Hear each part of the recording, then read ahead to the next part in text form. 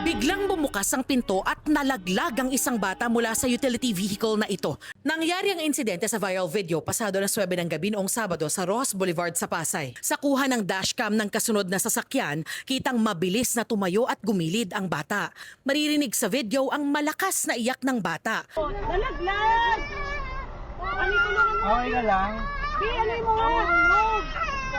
Maya-maya, tumigil ang utility vehicle at bumaba ang isang babae at lalaki na agad namang pinuntahan ang bata. Bumukas yung pintuan. Oo, nalaglag siya. Bumukas yung pintuan. Buti nakita siya, kuya. Agad din nilang sinakay uli ang umiiyak na bata na ayon sa nakakitang mga motorista ay dumurugo raw ang braso. Hindi nahagip sa video pero may nagsabing binuksan di umano ng bata ang pinto ng utility vehicle.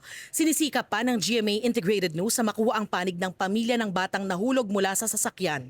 Ayon sa safety expert na si Louie Domingo, lubhang delikado raw ang nangyari, lalo na dahil sa kahabaan nito ng highway. Hindi lang para sa bata pero para rin sa ibang mga sasakyan sa kalsada. Talagang napakaraming factor. Yung tumigil ka lang doon na walang early warning, medyo delikado na rin.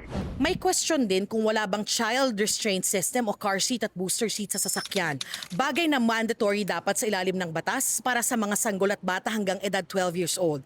Naiwasan din daw sana ang insidente kung aktibo ang child lock sa pintuan ng sasakyan. So, kung may double lock yun, secure mabuti yung lock. If ever sa ganun